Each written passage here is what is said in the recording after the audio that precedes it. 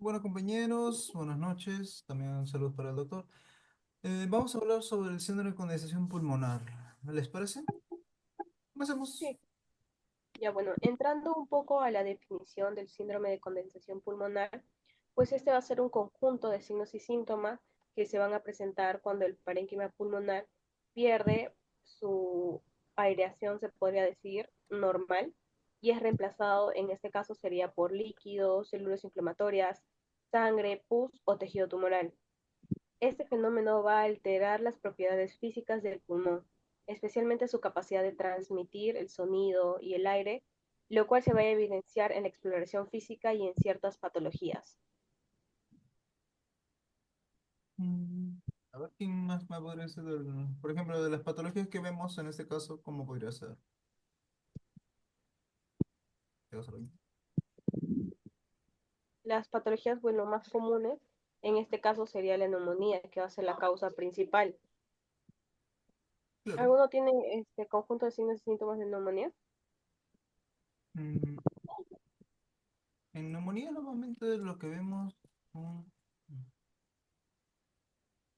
Claro, los representantes va a ser el tos, la disnea, hasta el dolor torácico, pero al que más se asocia creo que es al NAC, ¿no?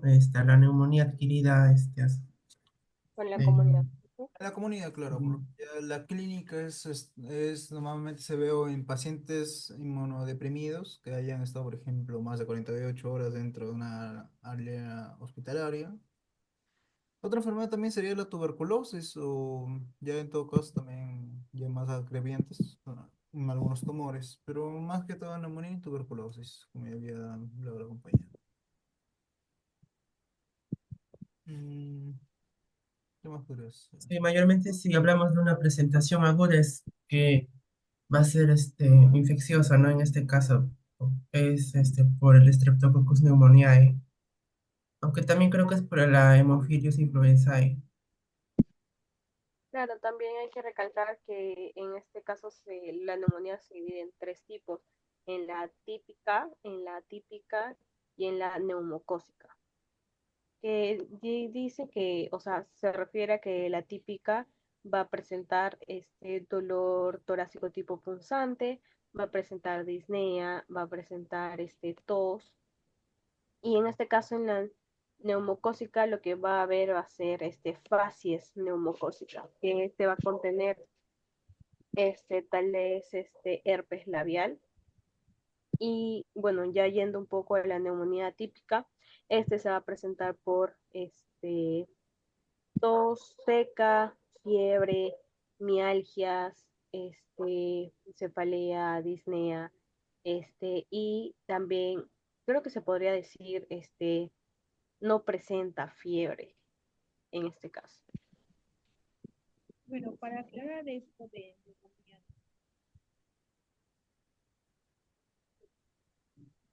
Como ya decirlo, Claro, algo que resalta también es el síndrome febril, ah, que va a ser característico. Luego vamos a encontrar la fascia ridiculada. claro. Claro, también que en este caso, en la neumonía, pues el alveolo se va a llenar de exudado purulento y esto quiere decir que va a perder la aireación en el pulmón y esto va a producir condensación. Claro, justamente ahí estamos hablando de un tipo de condensación inflamatoria. Pero también no sería malo olvidar que aparte de la condensación inflamatoria, justamente incluimos, ya como dijimos, neumonías, los carcinomas. también tenemos una diferencia de la neumonía típica y la atípica, Ah, claro. que que la neumonía típica se va a poder hacer un tratamiento con antibióticos vía oral y la neumonía atípica pues va a tener que hacer con intubación. Es con una evaluación lenta, más minuciosa. Claro, yéndonos también a otra patología, con el síndrome de condensación, pues podemos empezar a hablar de la tuberculosis pulmonar, centrándonos más un poco más en eso, que va a ser una enfermedad infecciosa. Este, También puede ser crónica, que va a ser causada por el Microbacterium tuberculosis, que este va a afectar de manera principal a los pulmones y se puede presentar en zonas de condensación cuando el parénquima pulmonar se inflama y pierde su aire normal. ¿Tienen algún datito más sobre tuberculosis? Mm, Más que con tuberculosis, serían los cuadros clínicos que podríamos ver aparte dentro de lo que es la condensación pulmonar.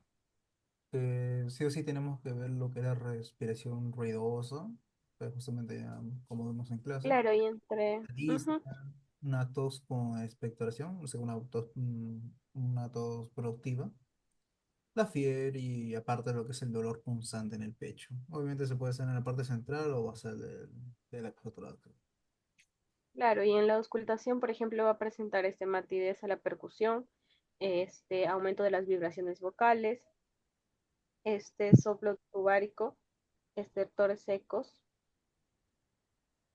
Y entre los síntomas principales, tos persistente, esputo hematoico, fiebre vespertina, sudoración nocturna, pérdida de peso y apetito y astenia.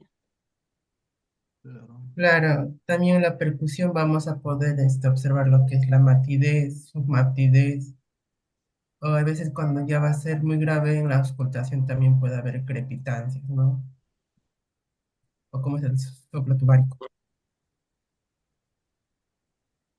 También sería bueno también diferenciar con lo que es un derrame pleural, ¿no? Porque justamente esto nos va a ayudar a diferenciar sobre un exudado y un transudado. Claro, ¿Qué más podríamos ver? Mm, bueno, ya en lo que Eso son... de ser transudado, exudado, mayormente es cuando hay un derrame. Creo esto se debe a las características del líquido pleural. Me parece que las proteínas totales que van a ser divididas entre las proteínas totales séricas, si van a ser mayores a 5 ya se habla de mayores a 0,5 se habla de un exudado, ¿no? Y aparte de esto también va a ser eh, el líquido, ¿no? El líquido HLDO, que también si este es sumado a 0,3 ya es un exudado. claro.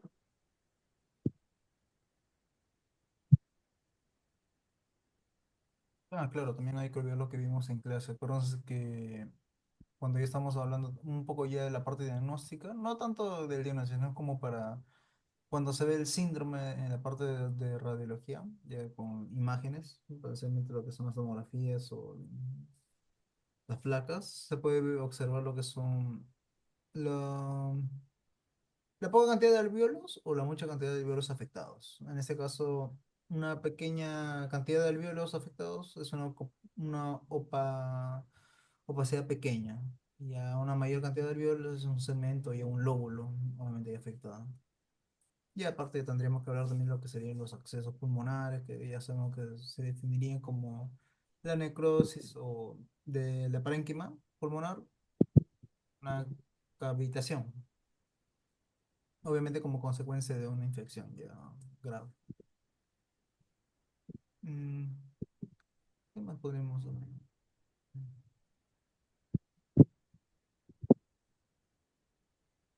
Mm, Ya hablamos de sus causas, aparte de lo que fue en la parte de tuberculosis, por ejemplo, la expiración de materiales eh, infecciosos, en este caso, o muy peligrosos. Claro, a veces también era bueno preguntar a la paciente si vivía con algún tipo de animal, como pues palomas o animales así, que podrían producirle una enfermedad, ¿no? Por ejemplo, para descartar lo que tal vez era aspergillosis o sarcoidosis, es mayormente cuando hay crianza de gallinas y palomas, ¿no?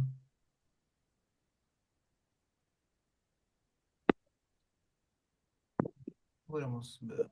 Mm,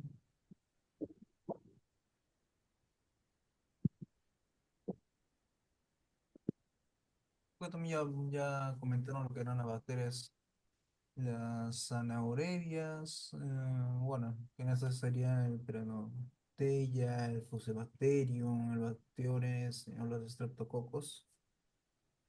¿Qué más podemos ver?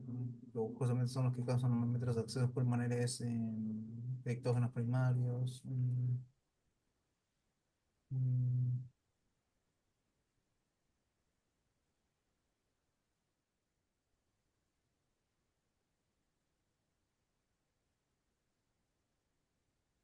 Bueno, ya como vamos a hablar de la generalidad, sería bueno ya empezar hablando un poco del diagnóstico. Ya justamente ya hemos estado diciendo un punto por allá, un poco por acá, pero como sabemos, el examen físico sí o sí son los signos de conciliación y más que todo la auscultación para detectar si hay soplo afónico, crepitante, no crepitante. Creo que será una parte importante, al menos en la parte de la exploración física. En lo que son radiografías, ya sabemos que se tiene que ver la cavidad, una pared gruesa y frecuentemente en el pulmón derecho. ¿Qué más? En la parte de tomografías, veríamos, obviamente se definiría el tamaño y ubicación en donde se presenta ¿podría ser esto? Y lo que es el análisis clínico ya sería anemia o la alteración de la velocidad de crecimiento globular. Pero como hablamos también con un tipo de metodología de estudio, en este caso, se podría realizar mediante una radiografía de tórax, que se va a observar en este caso la opacidad localizada más frecuente en los lóbulos inferiores y la densidad y los límites más precisos. Con respecto al laboratorio, se puede solicitar también un hemograma que frecuentemente en este caso se va a mantener entre 15.000 a 30.000 leucocitos, leucocitos por milímetros cúbicos, con neutrofilia o porcentajes aumentados de granulocitos pues, inmaduros. Mm, Claro, eso va a presentar lo que justamente es la leucocitosis y también por otra parte puede presentar lo que es una desviación a la izquierda, ¿no? En eso de lo que es la hemograma. Claro, esto con niveles altos de lo que es los neutrófilos, ¿no? Mayormente creo que es cuando es de 75 del 75% para arriba.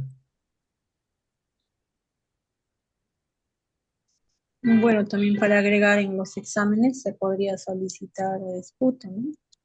Esputo o hisopado también. Pero el punto ya cuando se tenga, digamos, sospecha de tuberculosis o un rebrote en este caso también. Mm, no podemos ver.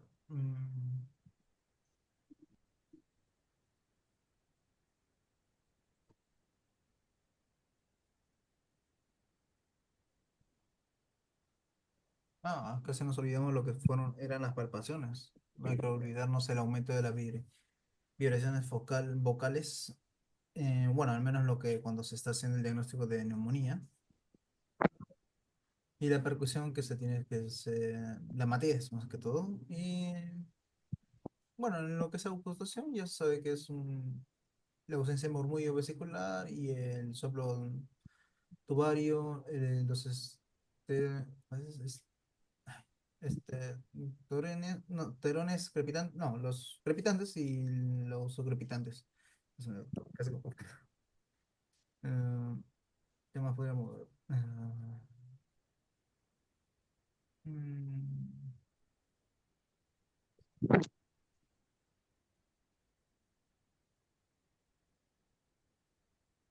Claro, lo que también diferenciaba era en esto justamente lo que era la palpación, ¿no? Porque era la única que presentaba una vibración vocal aumentada, a diferencia de las otras que eran disminuidas, ¿no? mm, los accesos, Y también un clave determinante también es en la inspección, ya que va a diferenciar también a lo que es la atelectasia, por lo que va a ser una distensión que va a ser contralateral, ¿no? Que es muy diferente a lo que es esta atelectasia, que es homolateral. Claro, esto cuando va a presentar un cuerpo extraño, ¿no? Mm, Claro. ¿Cómo podríamos hablar, chicos? Ya hemos hablado de la parte, como varios puntos de su definición, sus tipos de contagio, ya sabemos que puede ser neumonía, tuberculosis, que son los más conocidos. ¿Qué tal, Paul? Justo hemos terminado de estar hablando un poco de lo que son las generalidades de la condensación pulmonar. Hemos hablado tanto de sus generalidades, un poco de su diagnóstico. ¿Algún comentario que nos puedas dar aparte? Hola, hola, ¿se me escucha? Sí. Este, están hablando del caso, ¿no? O algo general. No, no, no, más que todo lo que son la condensación pulmonar. Ah, ya, una condensación pulmonar principalmente es una inflamación, al parénquima pulmonar, la principal es la neumonía. Hay dos tipos de neumonía, que es la típica y atípica. La típica, tiene, la bacteria del neumococo, que es más importante, mientras que la típica cuenta con los virus, que son como la Morsella Clympiae, también el COVID-19 también está ahí, y así mayormente. Claro, ya, también justo hablamos también. ¿Cómo podríamos ver? Por ejemplo, el esquema diagnóstico, por ejemplo, lo que es selección de la condensación, ya vimos que se puede presentar la disnea y la fiebre, ¿no? Que son los cuadros típicos. La disminución del murmullo pulmonar, el aumento de lo que son las vibraciones vocales, la materia de la zona afectada, obviamente ya sería en la parte media torácica o base pulmonar. Mm, El Pero soplo. también podríamos irnos a otras patologías, ya no centrarnos tanto en neumonía. ¿No? Claro. ¿Qué más? Podríamos ver también sobre el edema pulmonar, que en este caso va a ser causado por una insuficiencia cardíaca congestiva. Claro. Bueno, también clínicamente se va a presentar por disnea grave, ortopnea, estertores pulmonares. Con respecto a esta patología, se va a solicitar una radiografía de tórax en la que se va a poder observar infiltrados difusos y va a tener un patrón de congestión alveolar. Yendo ya un poco más al tratamiento, va a ser tratado con diuréticos y vasodilatadores. Mm, Ahora, justamente que estás mencionando la disnea, también sería bueno diferenciar, ¿no? Creo que hay cuatro tipos de disnea. En este caso creo que presentaba una dificultad a subir escaleras y todo, entonces hablaríamos de un tipo de disnea tipo 2, ¿no? Pero si va siendo agravante hasta llegar en reposo ya sería de tipo 4. Claro, justamente no podemos ver. La telectaxia, ¿lo definimos bien su cuadro de su esquema de diagnóstico? No, ¿no? ¿O sí? No lo hablamos, ¿no? No, no del todo. Mm, claro, a ver, hay que saber que primero se va a presentar lo que es las compresentaciones con otras partes patológicas. En este caso, como ya sabemos que normalmente se define como la alteración, en este caso, de la estructura pulmonar, donde se colapsa, en este caso, el espacio aéreo, provocando justamente la reducción del volumen periquematoso. ¿Qué más? Se ve la obstrucción del bronquio mediano o principalmente la parte intrínsecas, donde justamente se ven las agresiones, los cuerpos extraños o algunos tumores. O la extrínseca, que podría ser ya la comprensión ¿cómo decir? Linfonodos, en este caso de tuberculosos o cancerosos. ¿Qué más podría ser? Claro, justamente esto va a provocar la reabsorción del aire tapado. ¿Qué más? ¿Qué más? ¿Qué más? ¿Qué más? Su clasificación puede ser aguda crónica, puede ser espontánea o de largo plazo, más de 3 semanas.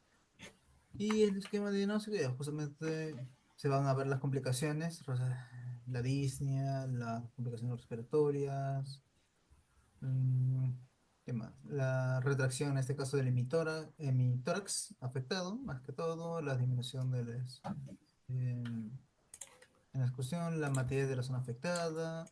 Y ya como diagnóstico, normalmente se está agarrando lo que es la parte de radiología, placas de pecho, ya. No, es más que todo son placas de pecho. ¿Qué más? ¿Qué más podemos hablar?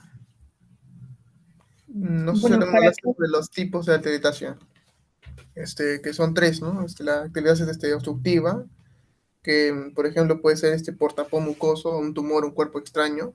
Al principio puede ser un inicio agudo, signos localizados, posible sibilancia. También otro tipo de TLC puede ser la TLC comprensiva también, como en el derrame pleural o en el neumotórax, que es un signo de la causa subyacente. Y también una TLC también por relajación, que es una postoperatoria o pérdida surfactante, que no se da en disneas leves o en signos sutiles de exploración. También una clase leve también puede pasar desapercibida, especialmente en pacientes también postoperatorios, también con ventilación mecánica.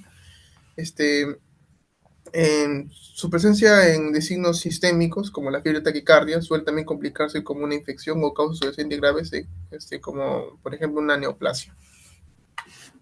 Eso no me quería agregar. Está bien.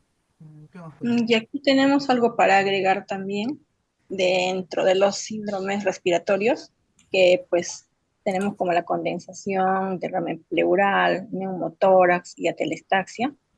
En la palpación, algo muy resaltante, que pues va a presentarse amplexación, ¿no?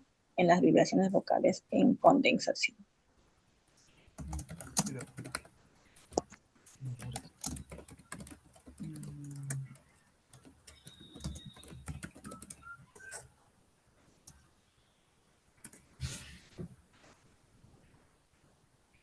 Hablamos de, bueno, estamos hablando de la condensación. Consolidación.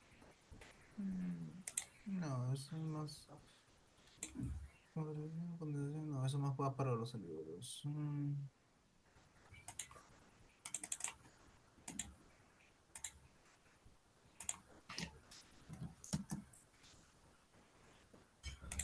Porque creo que no hablamos de lo que son el síndrome de consolidación, creo que es. No, más que todo la influencia, te confundo. ¿Qué más podría ser? Mm,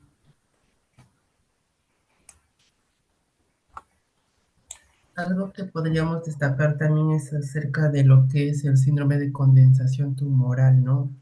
Que estamos viendo justamente esas fascias en algunos pacientes que presentaban lo que era algo característico en los dedos hipocráticos. Mayormente esto aparece ya en enfermedades tumorales respiratorios y aparte de esto va a presentar también un esputo hemoptoico, ¿no? Y va a haber también afectada lo que es la vibración vocales, ¿no? Que va a ser mucho más disminuida.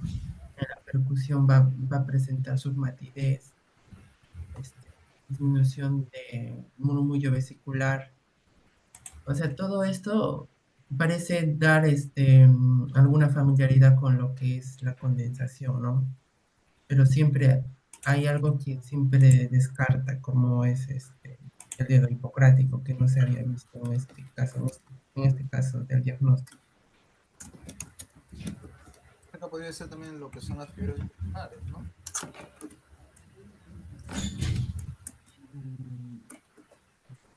Mm, También recalcar en el diagnóstico que los pacientes que ya hayan tenido tratamiento para Tuberculosis. tuberculosis, pues de todas maneras es recomendable sacarles el examen de hisopado para concluir con el diagnóstico y sea completo, ¿no? Que es muy necesario. un rato, chicos.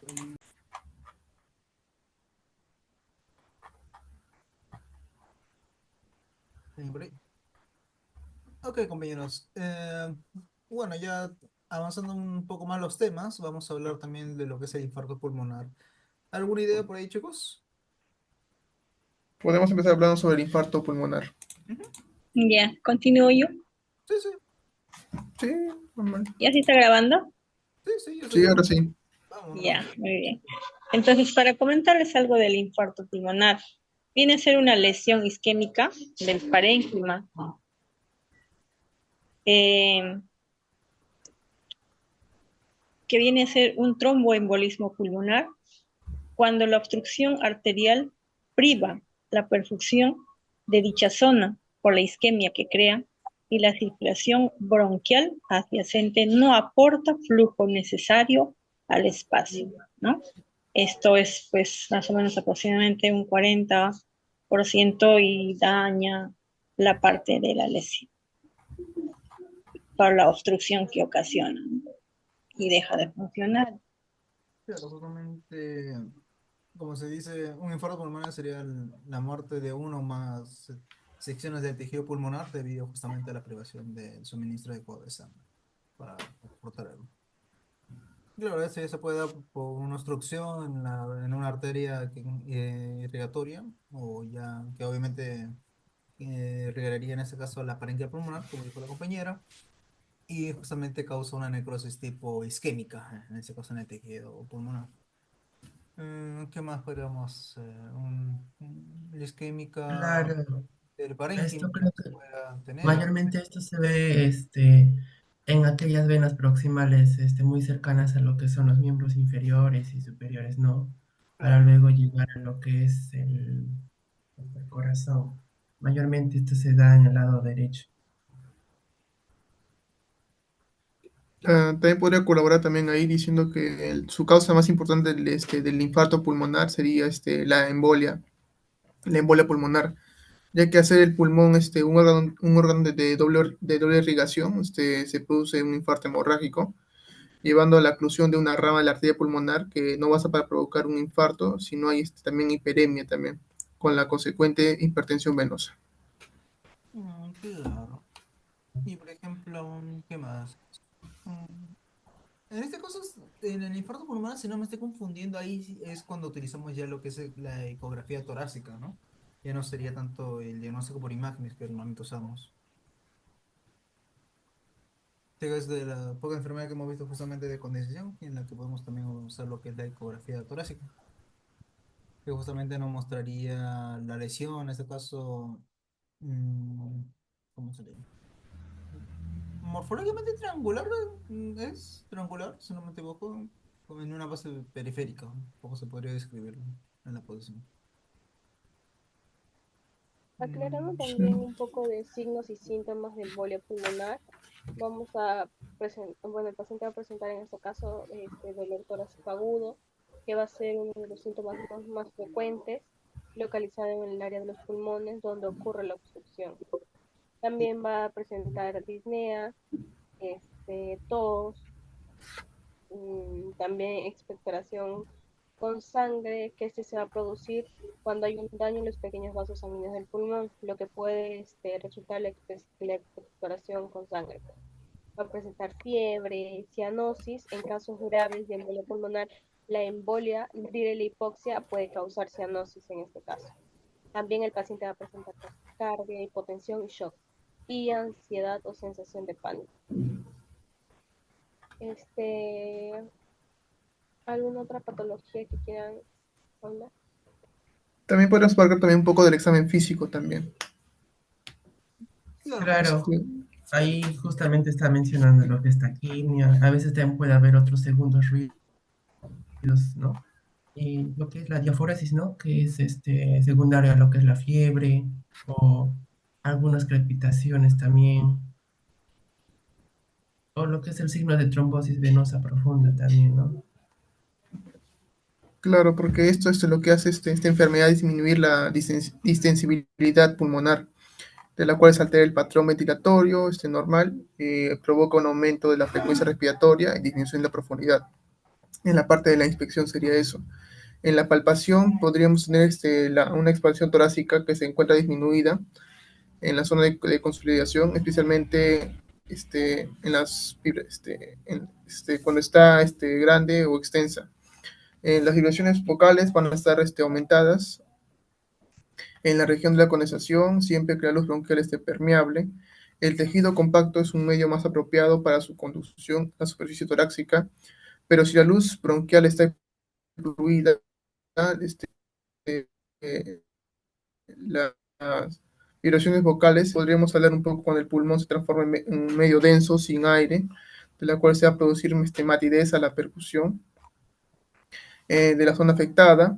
Cuando la condensación es superficial o se interpone tejido pulmonar normal entre la condensación y la pared torácica, se le va a llamar submate. Cuando la lesión está situada más allá de los 6 centímetros de la zona de percusión, la percusión va a ser sonora. Algo que Y bueno, cabría resaltar también sería acerca de otros exámenes complementarios que se puede pedir, ¿no? Ahora que se trata algo más cardíaco, se puede pedir lo que es gases del sangre arterial, ¿no? Que va a ser justamente la presión parcial del oxígeno, en este caso va a ser mucho menor, lo que la hipopnea, y algo que también resalta es el EKG, ¿no? El electrocardiograma, que puede presentar como taquicardia sinusal, una descarga del infarto al miocardio. claro, movimiento porque claro, también en la parte cardíaca, pero también agregando algo también en la parte respiratoria, también podremos hablar un poco de la ocultación también, que se ve una abolición en el murmullo vesicular. Eso significa la ausencia de la ventilación alveolar que ocurre en la condensación pulmonar. En la ocultación también de la voz, la conexión pulmonares, la luz bronquial, se pueden también hallar la broncofonía, la pectoriloquia, y que es la percepción clara de la articulación de la palabra, y la pectoriloquia áfona, que es la transmisión perfecta de la voz cuchicheada. Claro. Más podemos diagnóstico por imágenes, resonancias, ecografía torácica.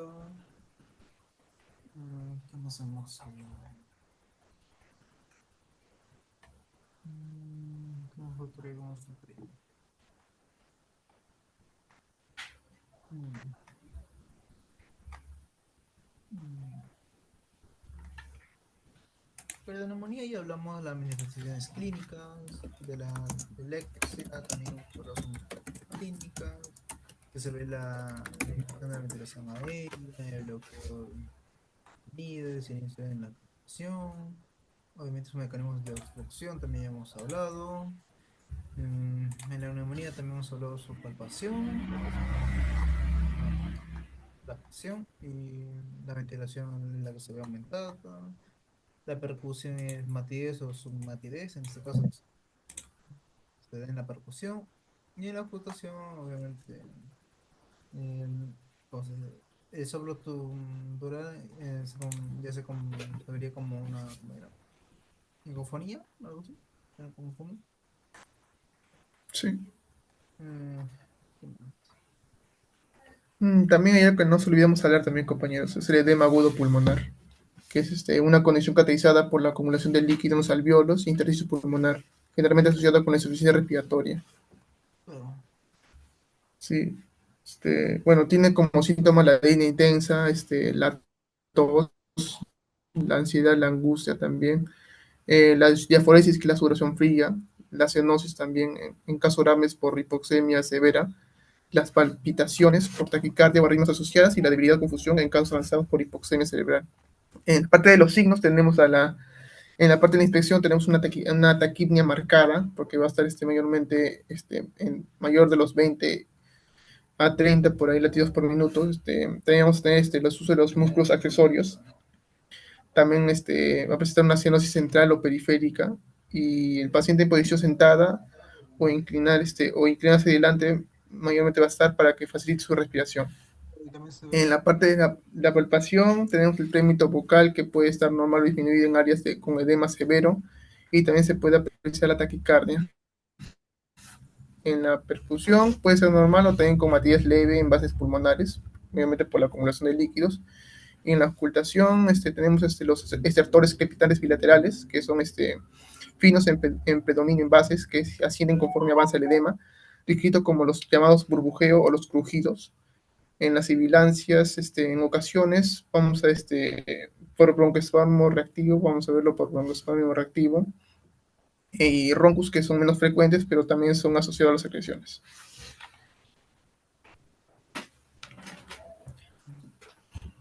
¿Qué más hay, no?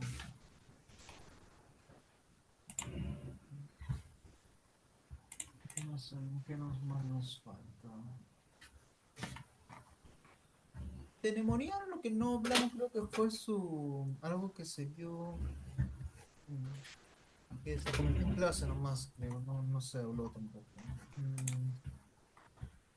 Ahí se sabe, por ejemplo, lo que es el CURB 65, al menos para lo que es neumonía, que era confusión, uria, respiración, presión arterial y la edad del paciente. ¿Se acuerdan o no?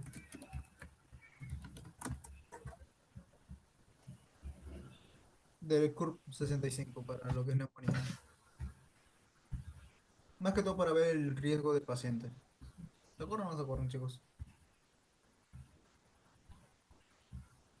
Oye, por ejemplo, hay que acordarnos que al menos con esta, ¿cómo se diría? Un triaje para lo que es la neumonía, estaríamos hablando por si el paciente se ve confuso, una urea, en este caso, mayor a 7 si no estoy confundiendo. ¿Qué más puede ser? Mm, mm, Y mm, bueno, para agregar como factores que predisponen a la embolia pulmonar, tenemos fractura de miembros inferiores, claro. hospitalizaciones por insuficiencia cardíaca, reemplazo de cadera, o sea, por cirugías. Todo lo que es de miembro inferior va a estar en la embolia pulmonar. Traumas mayores, historia de tromboembolismo venoso, Ujú. todo de vías venosas de parte de miembros inferiores, insuficiencia cardíaca congestiva, terapia de reemplazo abdominal también afecta y puede causar, ¿no?, una tromboembolia pulmonar. Más que todas las terapias con anticonceptivos orales en mujeres. Después de las cirugías postparto también. Y el cáncer, ¿no? Claro. No, justamente yo también había comentado, no había tanto de esa área, sino con lo que era la neumonía. Nos habíamos olvidado, me olvidé hablar de lo que fue el triaje también. Bueno, no es un triaje, es más que todo para indicar o dar el índice de gravedad, en ese caso, en un caso de neumonía, para poder mandar a un paciente a unidades de cuidados intensivos o si netamente se puede dar un tratamiento ambulatorio. Por ejemplo, ya justamente era la confusión, que era la primera área que se tenía que ver, en lo que es el CURP.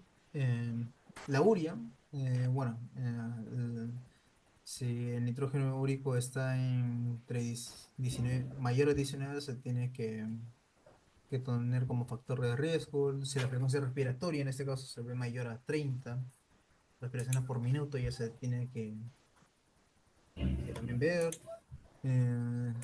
Sí, también lo que es la presión arterial se ve normalmente entre 90, mayor a 90 o menor a 60. Se tiene que tomar, si es sistólica o diastólica, obviamente. Si es sistólica, que sea menor a 90, y si es diastólica, que sea menor o igual a 60 mililitros por mercurio.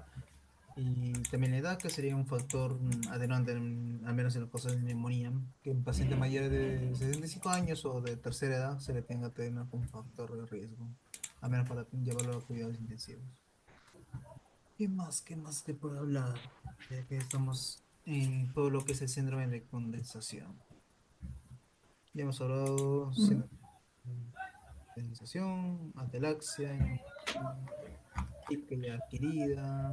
La clínica también hemos hablado, que ya se sabe que es, normalmente se da por la exposición dentro de 48 horas en un área clínica. Obviamente se da normalmente a pacientes o a, o a lo del servicio de salud. Los diagnósticos que ya vimos que se pueden ver por imágenes, pálpito, mm, bueno, la resonancia electromagnéticas, ¿qué más? Las placas, ¿qué más podemos ver, chicos? También para complementar también un poco del edema agudo pulmonar, también podremos ver que son que tiene hallazgos también por causa, ¿no? También puede ser tanto un edema agudo pulmonar cardiogénico como un no cardiogénico. En el en la parte de edema agudo pulmonar cardiogénico tenemos como ejemplo el infarto agudo del miocardio y también crisis hipertensiva, ¿no? Como los signos de insuficiencia cardíaca, el galope o la engurgitación yugular, y también la hipertensión o la hipotensión según el estado hemodinámico. Y en la parte en el no cardiogénico, tenemos como el ejemplo el CDRA, que es el síndrome de estrés agudo, y la intoxicación por opioides, que esto se debe mayormente a la ausencia de signos de insuficiencia cardíaca y también puede haber fiebre o signos de causa subyacente. En la parte de las exploraciones complementarias, pues los que van a apoyar este diagnóstico, por ejemplo, van a hacer la radiografía de tórax, porque aquí se va a apreciar unos infiltrados bilaterales, llamadas como las alas de la mariposa. También se va a apreciar la famosa cardiomegalia, y también las líneas de Kerley, ¿no? En la parte en un examen de gasometría arterial vamos a apreciar una hipoxemia severa, una hipocapnia, o también puede ser hipercapnia en casos avanzados. En un EKG o ecocardiograma vamos a ver que el paciente va a tener una disfunción ventricular izquierda o mayormente llamado valopatías cardiogénicas. Y mayormente decir que esta enfermedad, el edema agudo pulmonar, mayormente es una emergencia médica que va a necesitar un requerido diagnóstico y un tratamiento inmediato. También si el paciente presenta un esputo espumoso, es patognomómica, aunque no siempre está presente, puede haber, como tanto no puede haber. Y la diferenciación entre ambas, entre cardiogénico y no cardiogénico, es crucial mayormente para el manejo, para saber con qué paciente estamos bien tratando y poder ayudar lo mejor posible. Ah, ¿qué más nos falta? Mm, mm,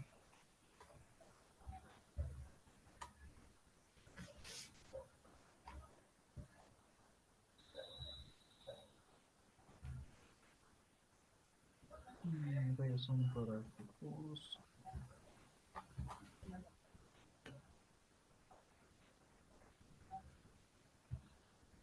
¿Qué más podemos ver, chicos? ¿Alguna idea? Bueno, también podríamos hablar también sobre las etapas, las tres etapas ambulatorias, la neumonía también típica, no sé si lo hablaron. Claro, Este, claro. Sí, yo nomás ¿Sí lo hablé. hablaron? No, no, no, no, está bien, eso no lo hablamos. Yo nomás he Ah, ya, ok. mencionado la presentación CUP 65, la CURB, la que se toma en cuenta, como dije, lo que era si el paciente presenta confusión, si el nivel úrico es mayor a 19 perdón, por decilitro o 7 mililitros de mol por litro. Si la respiración es mayor a 30 por minuto, si en este caso la presión sistólica está en menor de 90, o si la diastólica es menor o igual a 60. Y si le da el paciente si es un paciente de tercera edad, mayor de 65 años, que, digamos, completan todas y es un riesgo, una puntuación de la escala 5 en el club, que le daría una tasa de mortalidad, un riesgo muy alto, porque le da casi un 30% de mortalidad dentro de un mes de vida en todo caso, por ejemplo. Pero, a ver, algo más ambulatorio también, porque yo sé yo más esa parte de lo que hablé. Sí, está bien, compañero. Claro, bueno, lo que yo investigué, mayormente que las tres etapas, auscultatorias de la neumonía típica, van a ser tres etapas, ¿no? Primero va a comenzar con una exudación alveolar, que, que se debe por la infección, ¿no? Mayormente se auscultan, tores crepitantes, que van a ser fundamental al final de la inspiración y no se movilizan con la tos. En la segunda etapa podemos hablar del parénquima pulmonar que se ha condensado, correspondiente a un periodo anatomopatológico de hepatización. Mayormente se ausculta el soplo tubario o también el brónquico, también llamado brónquico. Y en la tercera etapa, normalmente va a comenzar con una resolución y una reabsorción al exudado por la circulación y se va a eliminar por la expectoración. Se envuelven a auscultar los estertores crepitantes del entorno, va a desaparecer el soplo brónquico y el parénquima vuelve a ventilarse llamado por bullo vesicular. Claro, está bien. Qué más podríamos? Chicos, René, Denis. Porque de la embolia ya hablamos. Pueden parecer síntomas, como sufrir la falta de aire. Ah, no, espérate. ¿La embolia pulmonar se habló lo que son los síntomas? La parte de síntomas de embolia pulmonar. No, No, no. no habló. Bueno, No. justamente la embolia pulmonar ya sabemos que es el bloqueo repentino de una arteria pulmonar. Justamente esto produce un coágulo. Termina en este caso una trombosis venosa profunda. Por ejemplo, si se da en una pierna. En la pierna, por ejemplo, se desprende y cuando se desprende la pierna, una disculpa, y se produce una corriente sanguínea y ya está. Llega a los pulmones y obviamente causa una embolia, ¿no? Que bueno, puede causar una embolia en todos los casos si se da de manera correcta. Eh, bueno, en los últimos sabemos que sí o sí, en casi el 50% de los casos se puede ver que pueden parecer lo que es la falta de aire, dolor torácico, una tos sanguinolenta. ¿Qué más? En caso de presentar algún cuadro, ya sea el paciente en este caso padecería síntomas como calor, una sintomatología de inflamación, dolor, la hipersensibilidad o el enrojecimiento de las piernas también se puede ver. ¿Qué más? ¿Qué más? ¿Qué más? Mm, En su cuadro clínico mayormente se debe a algunos traumatismos que se puede ver en el miembro inferior. claro. Puede haber un infarto agudo miocardio, o tal vez porque presente cáncer o insuficiencia cardíaca, o tal vez cuando presente también un embarazo ectópico, ¿no? Esto va como antecedentes Mm, a lo que puede presentar el paciente, ¿no? ¿Qué más? ¿Qué más? Por ejemplo, ¿qué se puede evitar para prevenir en este caso la embolia? Mm, Bueno, ya con lo frecuente siempre dicen que el hacer deporte, que una vida saludable. eh, Obviamente evitar en este caso el cuadro de obesidad. ¿Qué más? Mm, Bueno, obviamente ya sabes, lo más prevenible sería para la trombosis evitar obviamente la cirugía, los traumatismos graves. Bueno, el parto también se puede ver en casos de trombosis, pero ellos son en casos graves. Y, y como somos un tratamiento normalmente es el uso de anticoagulantes, así que no es un tratamiento difícil de llevar, ¿no? Pero sí es delicado. Y normalmente se usan fármacos, normalmente como dicen, los trombolíticos, pero no estoy confundido, ¿no? Anticoagulantes trombolíticos. Y por aparte, Hay intervención quirúrgica también, ¿no? Que se da un filtro en la vena cava para evitar o sea, la expansión del trombo en este caso. Mm, Al menos en la parte quirúrgica, pero ¿qué más? Mm, mm, ¿Cuántos faltan? A ver, un rato.